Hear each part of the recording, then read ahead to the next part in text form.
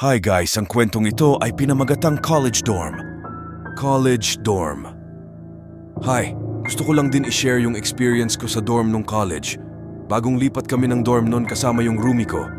Sobrang laki ng room so ang beds namin linagay lang namin sa gitna at may table lang sa gitna as divider. First few nights, normal naman ang lahat.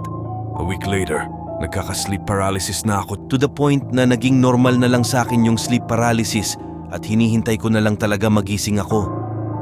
Dumadalas na din yung pagising ko tuwing gabi na umiiyak at sumisigaw. Gabi-gabi na din ako palaging may masamang panaginip. Minsan pag wala kaming klase, natutulog kami sa dorm sa hapon around 1-3 p.m. Pero every time matutulog. Ako that time, parang nahihirapan ako huminga na parang may nakadagan sa akin. Isang gabi, may napanaginipan akong isang babae. Natakot ako kasi parang totoo ang lahat na parang hindi panaginip. Kasi ang setting doon sa panaginip ko is sa mismong dorm din namin at nandun din yung roomie ko natutulog. Parang totoo talaga nakasama namin siya. Nakaputi siya, mahaba ang buhok at maraming sugat sa paa. Parang galit na galit siya sa amin nga kasama ko na pinagtatapon niya lahat ng gamit namin sa dorm at parang nagte-teleport siya palapit na palapit sa amin until nagising ako kasi ginising ako ng roomie ko kasi sumisigaw daw ako at umiiyak habang natutulog. After nun, dinikit na namin yung beds namin together at linagay na lang namin yung table sa gilid ng bed ko.